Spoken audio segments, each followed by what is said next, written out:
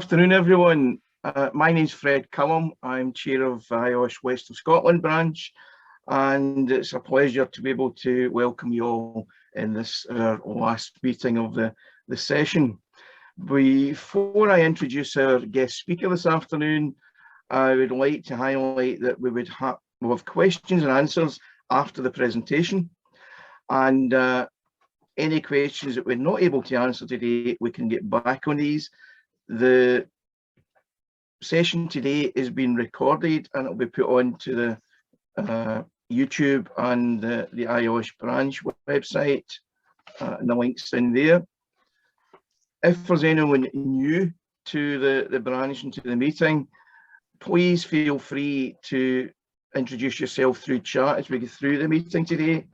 And after the speaker's presentation and the Q&A session, we will move towards the branch business, and I'd encourage you to stay for the branch business because there are one or two key issues I want to raise or highlight with you this afternoon.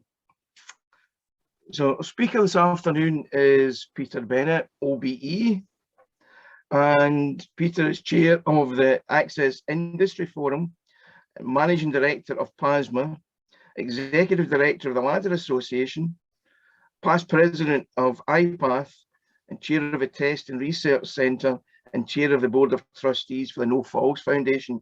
I know that Peter's extremely passionate, as you can gather from a brief outline of his involvement, about working at height. So Peter, if I can ask you to share your screen with us this afternoon and go through your presentation.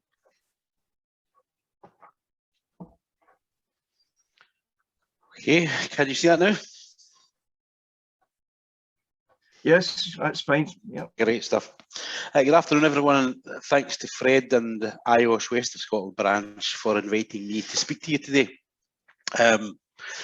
I have a pretty wide experience in what we now call working at height, and I've been in the industry for some 40 years, starting out with an old but well-known company in scaffolding, Stevens & Carter, back in the 1970s. In case you don't know it, working at height can be dangerous. We know that because ever since I can remember, everyone, including, especially the HSE, have told us so. I'm going to tell you today a little bit about working at height in general and about the Access Industry Forum. I'll take you through some useful free resources for safe work at height, and I'll finish with introducing the APPG for working at height and the Norfolk Foundation charity, which have recently been established especially for the working at height sector. Access Industry Forum represents the 10 leading trade associations and industry bodies involved in work at height. The member organisations each represent a different sector of the access industry and are recognised leaders and authorities in their respective fields. All the members of the forum are standards driven and committed to advancing safety, best practice and competence when working at height, irrespective of equipment type or work at height solution. In addition to hosting the National Work at Height Conference, the AIF is a central point of contact for information and for liaising with the 10 associations. Please do visit the AIF website for further information. The web address is shown at the bottom of the page there. It is accessindustryforum.org.uk. As you can see from the list, the UK work at height organisations are all specialist and expert in their respective disciplines, which cover the entire gamut of work at height methods and equipment. They're all committed to fostering and supporting codes of good practice, equipment standards, training, education and knowledge. The members are ATLAS. ATLAS is the Association of Technical Lightning and Access Specialists, and has been representing leading players in the lightning protection and steeplejack industry since 1946. The EPF, the Edge Protection Federation, is lead body in edge protection systems. FACET, the Fall Arrest Safety Equipment Training, is the International Trade Association and training body for safety net rigging and temporary safety systems industry. IPAF, the International Powered Access Federation, promotes the safe and effective use of powered access equipment worldwide. IRATA International, the Industrial Rope Access Trade Association International, has for over 20 years delivered safe working at height in industrial rope access. The Ladder Association does what it says on the tin. That's the industry body for ladders and step ladders. NASC, the National Access and Scaffolding Confederation, is the representative trade body for the UK access and scaffolding sector. PASMA, the Prefabricated Access Suppliers and Manufacturers Association, is the lead trade body for the mobile access tower industry. Penultimately, CIMA, the Specialist Access Engineering and Maintenance Association, is the lead organisation for both temporarily and permanently installed facade access systems. Cradles, you probably know them more easily as. Finally, WASA, the Work at Height Safety Association, is the industry body for manufacturers of personal fall protection equipment used for work at height and rescue. They all have training schemes, some vocational, some additional skills training, and between them, they train more than 300,000 people every year to work safely at height. They all set high standards for their members and take the lead in improving and raising the bar, some internationally and even globally, and they're always happy to give advice and guidance. If you need it, just ask. As you'll know, it's not just scaffolders who work at height. The need to work at height spans all industries and sectors. Fixing your gutter, installing an aerial, or more usually nowadays a satellite dish, cleaning windows to painting a building, roof repairs to construction. These are just some examples. The reality is working at height takes place all day, every day and everywhere. In the APPG or Working at Height Staying Alive report, which I'll discuss later, it was estimated that over 1 million businesses and 10 million workers carry out work involving some form of working at height every year.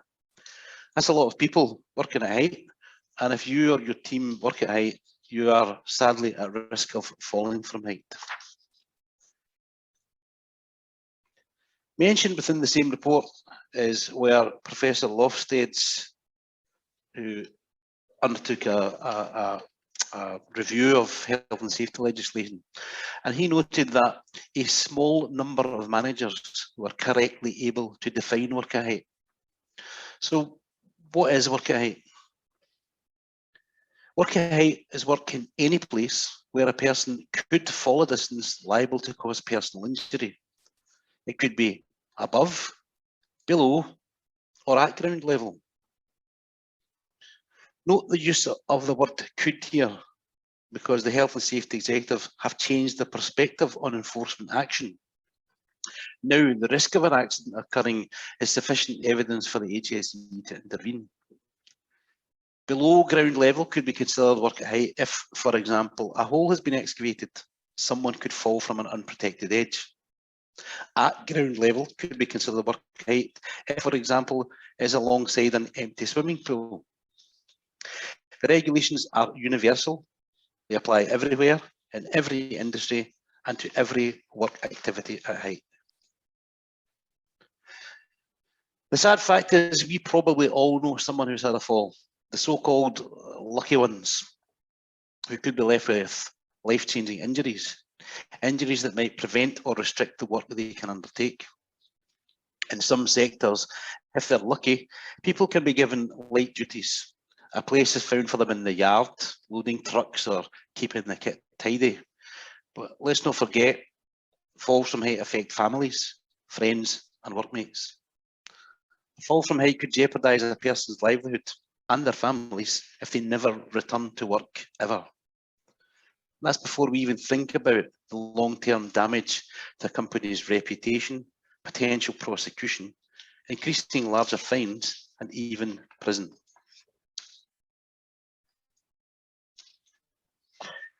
In the UK, we lead the way on safety. We have an impressive record on worker safety.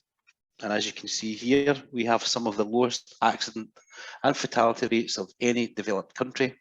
And we're considered as being at the forefront in safe working at height.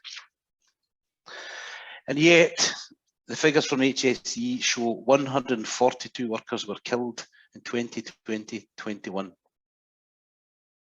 That's 142 families whose loved ones left home and didn't return. The falls from height sadly being responsible for 1 in 4, 25% of deaths in the workplace. So we ask ourselves, why are falls from height still happening? If we are so good, why are we still killing people? And as awful as the fatality statistics are, they're not the only problem. We know that for every fatality, there's a great number of non-fatal injuries. And we know that some, in the case of falls from height, probably most of these survivors will have life-changing injuries. If we take a look back over a longer period, the numbers are staggering. Since 2014, there have been 213 deaths and over 33,000 incidents where a fall from height has resulted in a non-fatal injury. I ask the question quite often, does anybody know the most common causes of falls from height? How many falls are from, for example, existing permanent place? So not a temporary structure or a piece of work at height equipment, but for example, a roof or an overhead walkway, a fixed ladder or a mezzanine. How many falls were from temporary equipment designed for working at height, such as a scaffold, a ladder, mobile elevating work platform, rope access, suspended access, or other temporary work at height method? Of the almost 34,000 who were injured or killed falling from height, how many were formally trained? If you don't know, you're not alone, because neither do I, nor does the HSE, nor for that matter does anybody else. That's why, from our perspective, we need better accident reporting where there's a fall from height.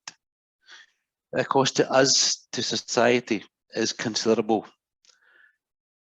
To the over 200 families who've lost a father, husband, son, mother, wife, or daughter, the cost is incalculable. For the lucky ones, the ones who have survived, the cost is heavy and ongoing. When you consider the effect of a life-changing incident where people who have survived are confined to a wheelchair, need lifelong care, either cannot work or have to work in a different capacity, possibly with lower earnings.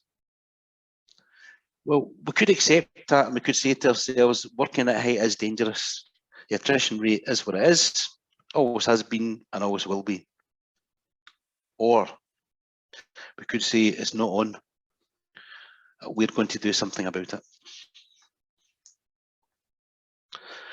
So if you're working at height, how can you get it right?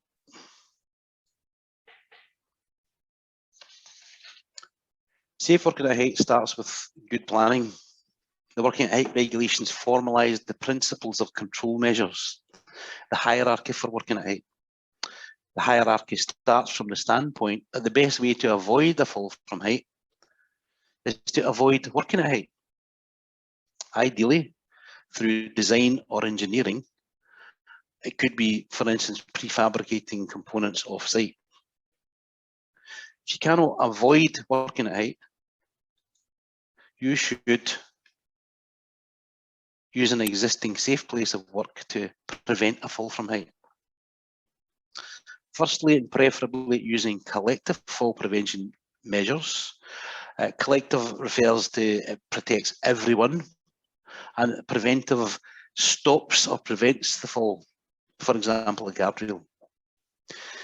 If it's not possible to prevent everyone from falling, then use personal fall prevention.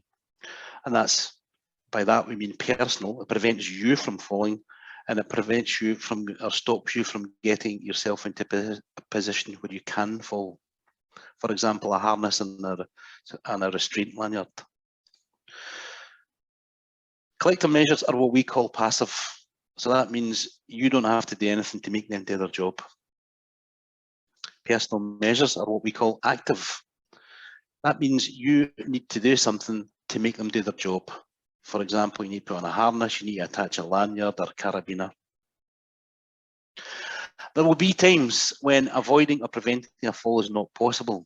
In these situations, the next step in the hierarchy is to protect, ideally from both the distance and consequence of a fall, And again, preferably using collective, such as safety nets, airbags, or crash decks, i.e. passive measures, rather than personal protection, such as a harness and fall arrest lanyard, which is an active measure.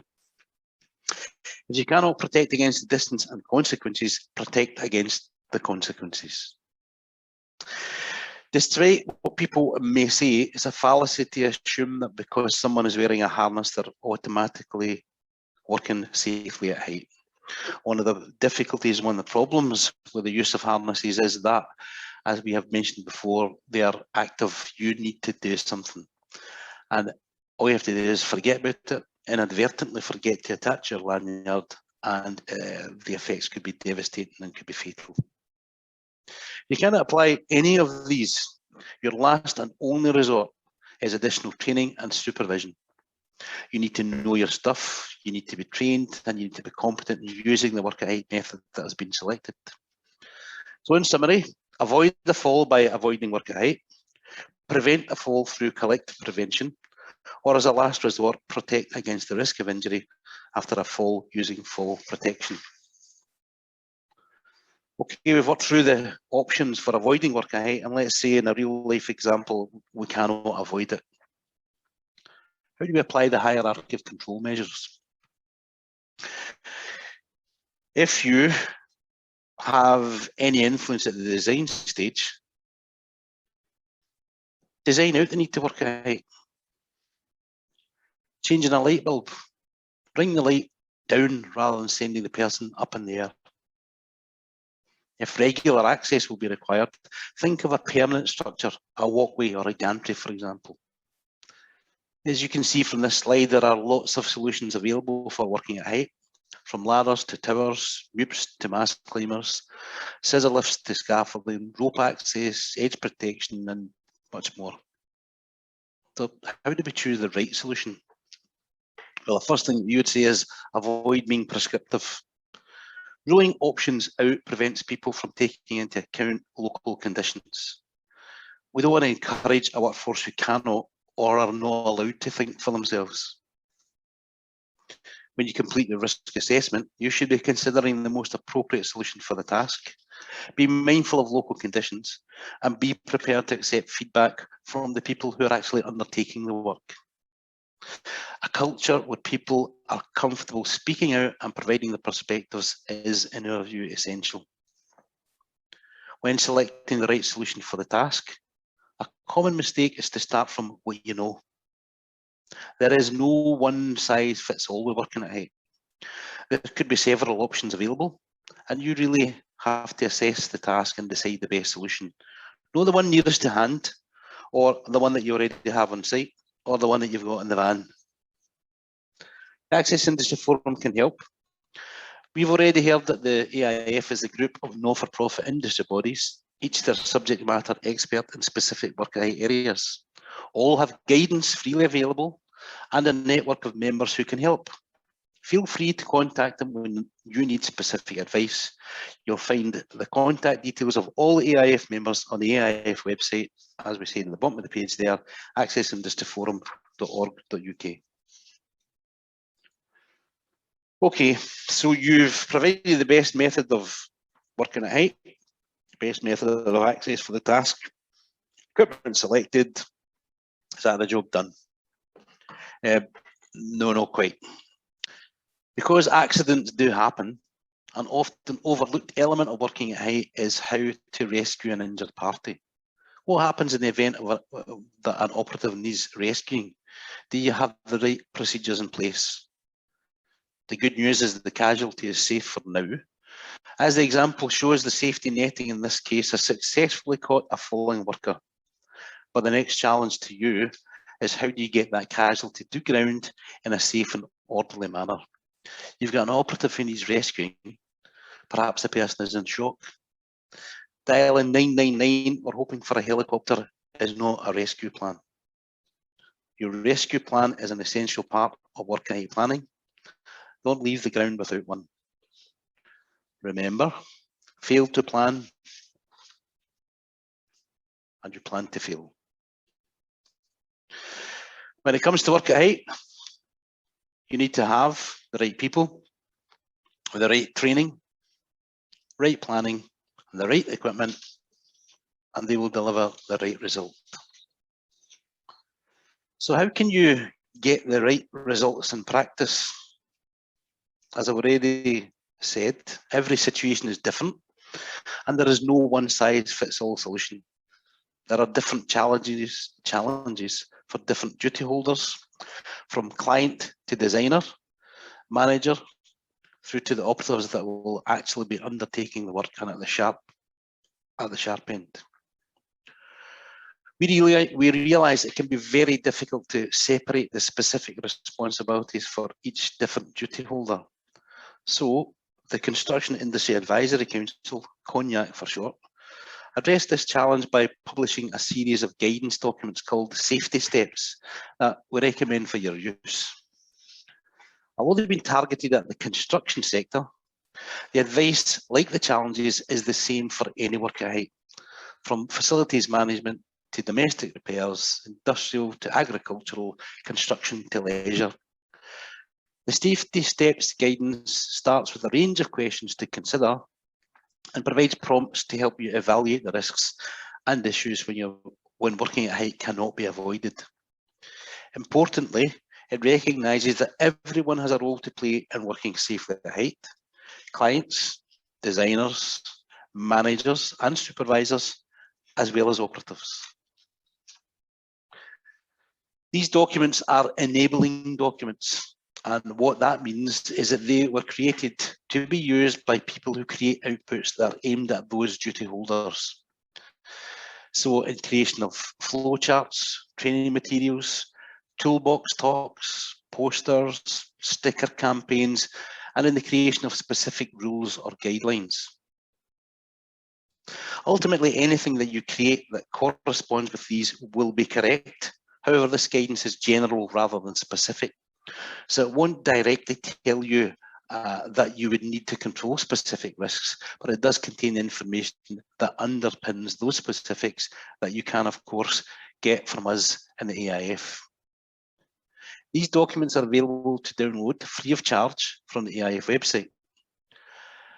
As you can see at the bottom of the page there, you can get those at accessindustryforum.org.uk/safety-steps. And I'll just now take you in a brief overview of these Safety Steps guidance documents and tell you what each of them covers. Firstly, we'll look at clients. There is no job without a client, and clients are ultimately responsible for work on the premises. I think it's also fair to say that the client is usually the least up to speed with their duties. Don't mean I've been polite for any of you clients out there. This document includes information on essential communication for any work at height activity, eliminating the need for work at height and how you as a client can foster that, foreseeable significant risks, controlling risks that cannot be eliminated, and what the client can and should try to influence. Next in the chain, stakeholder chain, we have designers. Designers, of course, have a huge responsibility for avoiding work at height because they are the ones who can design out the requirements for working at height. In the designer safety steps, the information includes eliminating the need for working at height and what to do about foreseeable significant risks. The steps that can be taken to reduce or minimize those risks that can be eliminated. Communication, skills, knowledge and experience, and of course the 4 steps from avoiding work at height to preventing falls. There's also guidance for managers. In the manager safety steps guidance, it looks at how to communicate essential information around any work at height. What skills, knowledge and experience a manager would need to ensure, of course, equipment from working at height and controlling risks that can't be eliminated. And it provides guidance on what the manager should influence. Similarly to managers, supervisors have a duty of care, and their guidance includes ensuring all work at height has a safe system of work, that the risks are controlled, information is communicated, and that work at height is monitored. It also highlights that supervisors must ensure that all workers involved have sufficient skills, knowledge and experience to do the job safely, including familiarity with all relevant equipment. Now, let's think about that term, sufficient skills, knowledge and experience to do the job safely. So they must be competent, yep. You'll see that word competent throughout the safety steps guidance and across lots of work at height guidance. So what is competence and what does it mean? We know the HSE have worked with many people in industry to define competence. Competence can be described as the combination of training, skills, experience and knowledge that a person has and their ability to apply them to perform a task safely. We need to be clear that competence in health and safety should be seen as an important component of workplace activities, not an add-on or an afterthought. So how do you demonstrate competence? Appropriate training is one of the elements of it, and not just for those working at height. People managing work at height must themselves be competent. That's outlined in the Work at Height regulations, as well as the Health and Safety at Work Act, and indeed the Construction Design and Management regulations. Associations and federations that make up the IAF all administer industry recognised work at height training courses, training schemes, and you can visit the IAF website, our members' websites, to find out more. Most of the organisations in there have training courses aimed specifically at managers to equip them to be able to know what good looks like and to be able to know when they should intervene. Last, of course, the people that will actually be doing the job and therefore the very people that are at risk. Operatives, of course, do share responsibility for their own safety and for the safety of those around them. They need to understand the safe systems of work in order to follow it properly.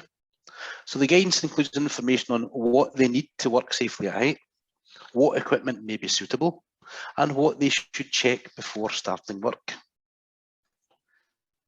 As I said, this full set of guidance can be downloaded free of charge from the AIF website. That's accessindustryforum.org.uk. You'll find them under the guidance and resources section up at the top there. I want to tell you now about some of the work happening on a wider scale to prevent falls from height and how you and your organisations can support it.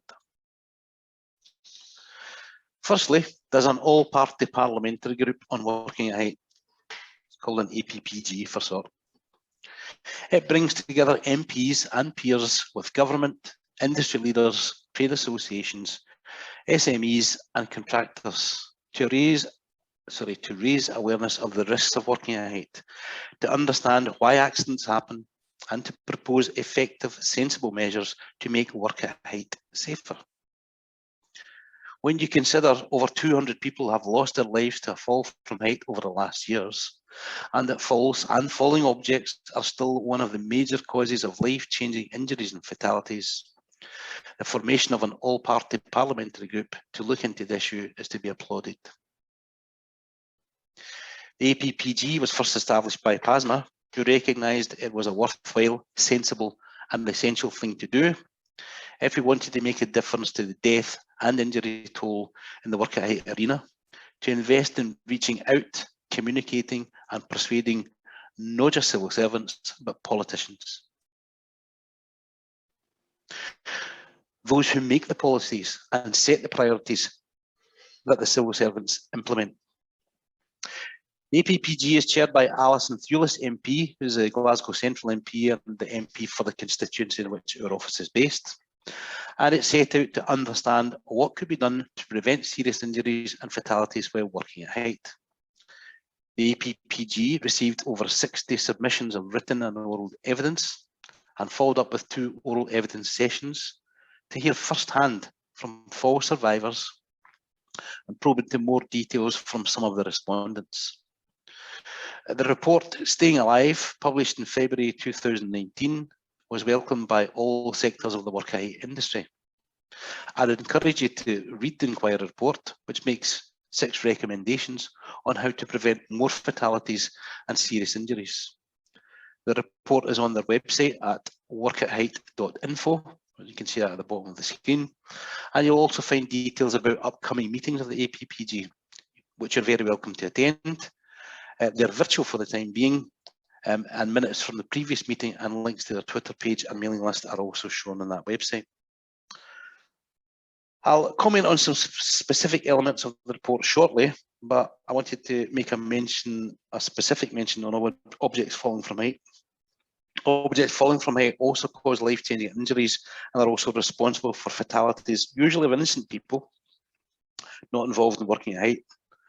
And we intend that this will be given the same focus as falls involving people.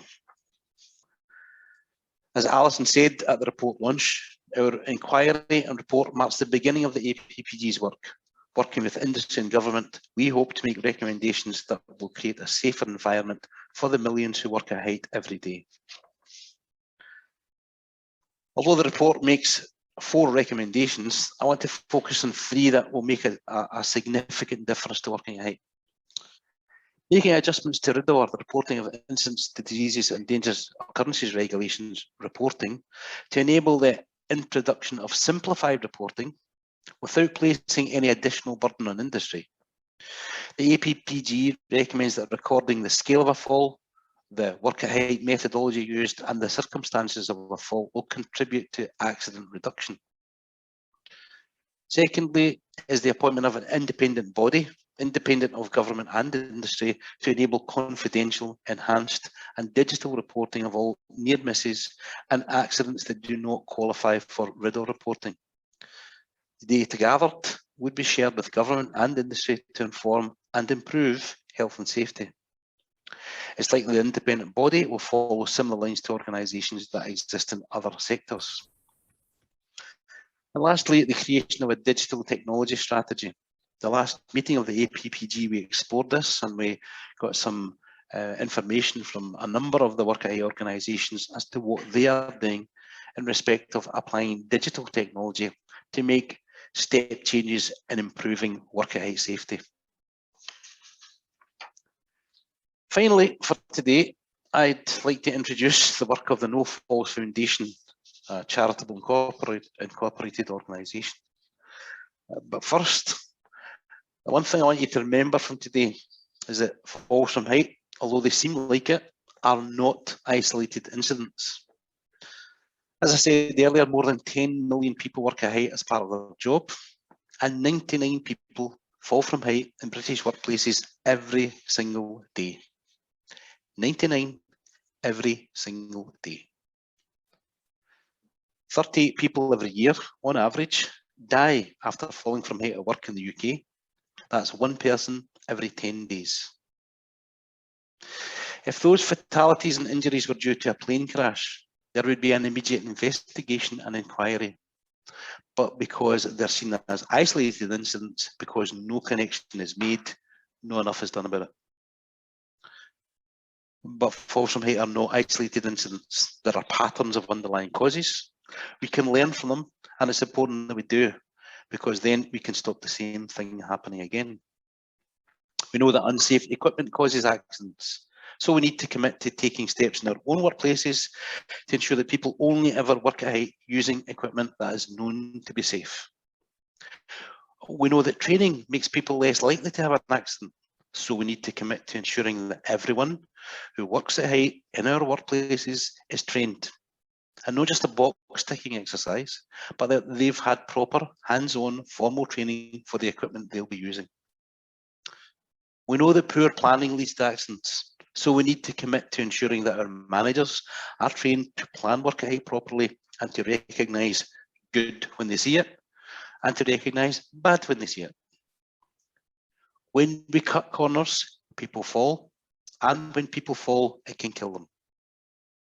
If they survive, they're often left with lifelong consequences.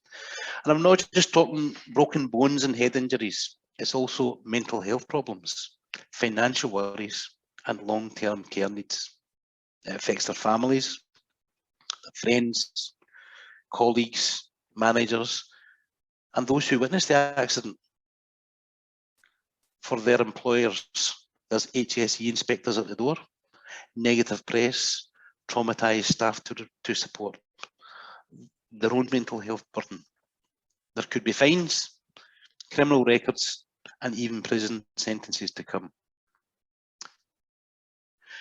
Falls from height have a huge cost to society and to the economy.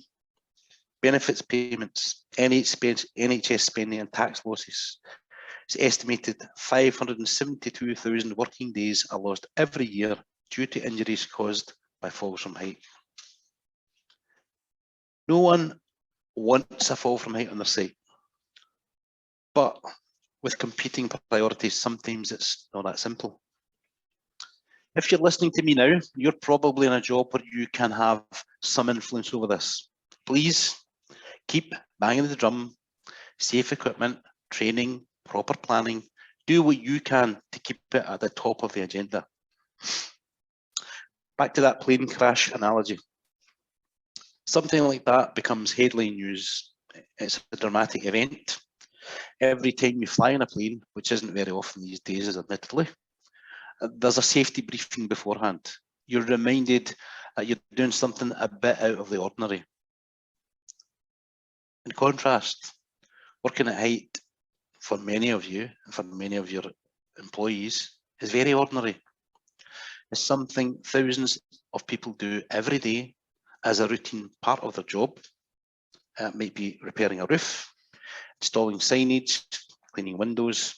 There are all sorts of industries, from facilities management and construction to agriculture and events. There's perhaps a general perception that it's inevitably a bit dangerous. After all, no one likes heights, do they? If someone falls, it's very tragic, but there's not much anyone could have done about it. Now, we know that's not true. Working at height doesn't need to be dangerous. There is something you can do. I mentioned earlier to you the Norfolk Foundation. It's a relatively new charity and a relatively small charity that I was involved in founding. It's dedicated to preventing falls from height and supporting people affected by falls. Our team and trustees are drawn from across the access industry, having unrivaled expertise and experience. The EIF is supporting the work of the Norfolk Foundation, the first and only charity dedicated to raising awareness of the life-changing consequences of a fall and objects falling from height. The Norfolk Foundation has three primary objectives in raising awareness of the life-changing consequences following a fall from height. First is to inform, educate and promote safe working at height. The second is to research and to commission research into the causes of falls and falling objects from height. And the third is to support those individuals who have been affected by a fall from height. First big thing you'll see from the Norfolk Foundation is the launch of a Norfolk Charter in 2022. The Norfolk Charter is a standardised action plan for businesses who can commit to striving for zero falls from height. For the first time, it will bring together good height safety practices from existing standards, policies, regulations and industry bodies into one resource that can then be adapted and implemented by any organisation.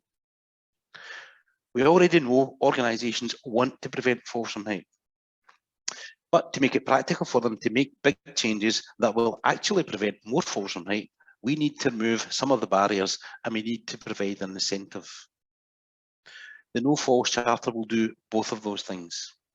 It gives businesses a clear path to follow and becomes something they can be proud of. We've seen elsewhere that within industry, schemes like this can be put in place and can drive big changes. For example, clocks is a national industry standard which improves the safety of construction vehicle journeys by requiring action from clients, principal contractors and vehicle operators.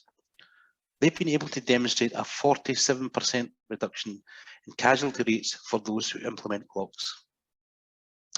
We believe the Charter is the change the industry has been waiting for to dramatically reduce falls from height in this country. We're calling on UK businesses to stand up and make a tangible commitment to achieving zero falls from height across all their sites and locations and throughout their supply chains. The way they can do that is using the No Falls Charter. I'll end by saying this: the Access Industry Forum strives for a future where everyone who works at height comes back down safely. The fact you've attended this event today means you want the same thing, and we thank you for all that you're doing in your own workplace and for any support you can offer to the APPG and the No Falls Foundation. I do hope you've picked up some new knowledge today, and please feel free to ask me any questions. Thank you all very much. Thank you, Peter. A couple of questions have come in, but I've got one of my own just put into the fore. I've seen so many practices over the years and been involved in fatal accident investigations. And one of the things that I'm just wondering about, clients who are always looking to cut corners despite the legislative requirements under CDM, etc. But from your experience, how much do you think clients contribute to the risk from work at height because they're looking to reduce costs? You have me at a disadvantage because I personally do not deal directly with clients. However, we do have dialogue with and we have engagement with construction clients, organisations. And I think the reality is that many of the clients who are involved in this are outside of their usual comfort zone. Because, you know, I mentioned before, we have some engagement with construction clients, organisations. Now, those construction clients, organisations are the ones who are regularly engaging construction projects. The majority of clients you're going to come across will not be in that position, and they rely upon the next level down. But I can say to you that certainly as far as construction clients are concerned, they are taking it on board. They are aware of the fact. They are aware of the influence that they can have. And you know, we're pushing them to say, you should be putting demands on your designers, on your architects, to say, we know that we want the building to look pretty, but you also need to be thinking in the same way as others are thinking about how can you design out some of these risks, particularly when you talk about the whole life of a building. And you know, if architects and designers can be convinced and can be cajoled or persuaded, or indeed if it's demanded of them by the client, then that's where I think we can see some pretty important step changes coming from the clients. No, thanks for that. Just waiting questions. Are there any examples of digital technology being used to improve height safety? There are, and I mentioned before that the last APPG meeting, which was a couple of weeks ago, a few of the work height organisations put forward what they were doing and how they were embracing technology to make a difference.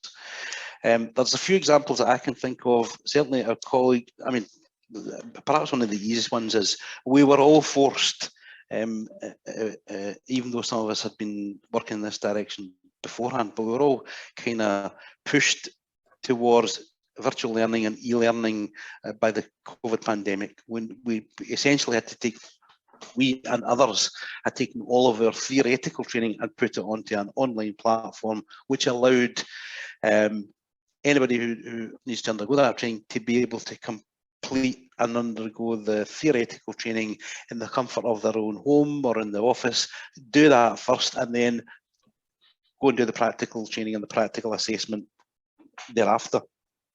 That's been a pretty widespread one. Most of the work height organisations have already incorporated that, and that's kind of taken them down the route as well of looking then at what are the other opportunities. So, for instance, our colleagues in IPAF have already adopted and are rolling out fairly widely the use of virtual reality to simulate the operation of power access equipment, so mobile LV and work platforms, and that is, as I say, it's a virtual reality with the headsets on and the simulated platform. They've already rolled that out, or certainly one of their members is rolling that out, and they are adopting that as that. For those who are experienced operators, that they are using that and accepting that as a means of renewing their training, so that they don't actually have to physically do it, but they can do it in the virtual reality world. In some of the organisations that we're involved in, there is the same thing. We have the adoption of virtual reality in some of our management training, and that virtual reality allows us to, for instance, create a situation whereby we are asking prospective managers to inspect what are essentially unsafe structures, and we can create the unsafe element of it in a virtual reality where we could not do it in an actual reality, because it would be too dangerous. There are some other examples of it as well that I know that we and others are working on, and that's making use of a more widespread use of drone technology, for instance, to avoid having to work at height, a more widespread use of smartphones in all sorts of different ways to, for instance, in our case, we are going through a pilot program just now, which will roll out an app-based inspection program that will allow you to inspect a tower that you have assembled, to be able to take a picture of it. It will geoposition it, and you will be able to then go through a checklist that will say, I have checked all of these things. It is assembled properly, it's got guardrails, it's got toe boards, it's got adjustable stabilizers, it's got all the stuff that it needs to have, and then there will be a record of that inspection that will be held centrally, and that really presents some really exciting opportunities for us to be able to roll that out and add other elements to it that will, certainly in our opinion, make quite a difference, make a step change to the safety of using mobile access towers. Thanks. Just looking, we've got another couple of questions here. One, that's earlier on you said that detail was missing from the stats on reported falls, age of person, training received, etc. Is there a need to update the details required for reporting falls? I think I have retired and never had to report a fall, but looking in back to work, so they're obviously gearing up to, you know, thinking the changes with the cross-party group, potential changes to RIDA. Yep. So it's your contention that the RIDA process, as it currently is structured, is part of the problem, if I can be so impolite to say that, because for those of you who have been in the unfortunate position of having to report an incident, you will be aware that you're asked to complete a free text box. So essentially, you're asked to tell the story of what happened, and you do so in free text. Because you're doing that in free text, that leads us to a number of issues. The first one is that we cannot compare like with like, because even, and then I'm just going to give a very, very simple example, even the terminology that we use in different parts of the country in relation to work at height and scaffolding equipment, towers, even the terminology is different.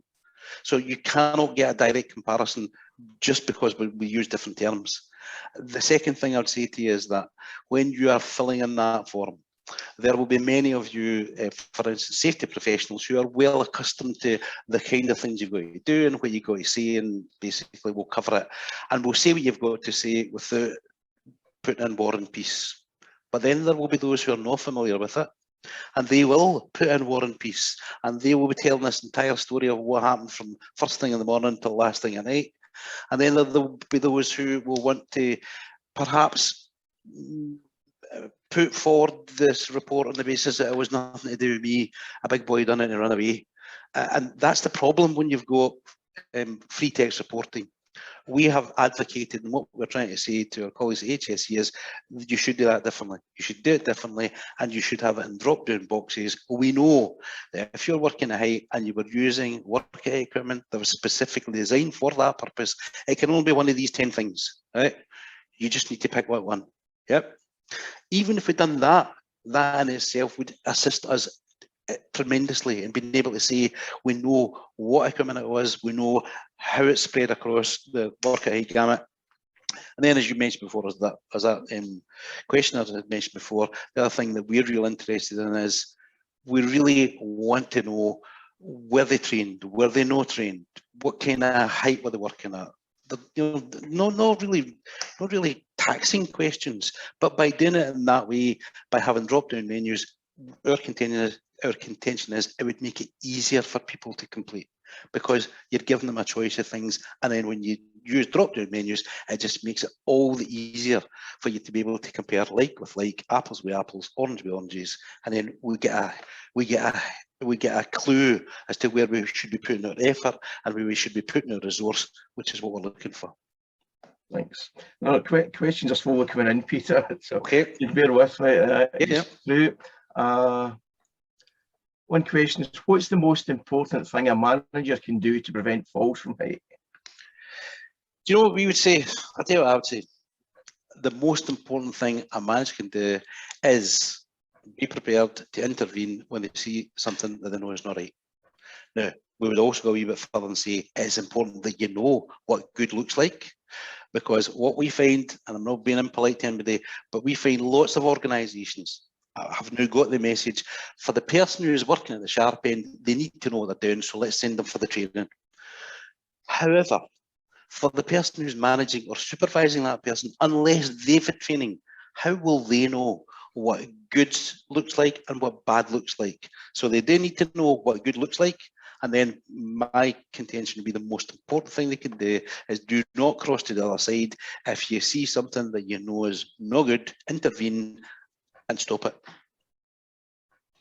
Thanks. Just checking the other one, just trying to tease out one or two of the questions here.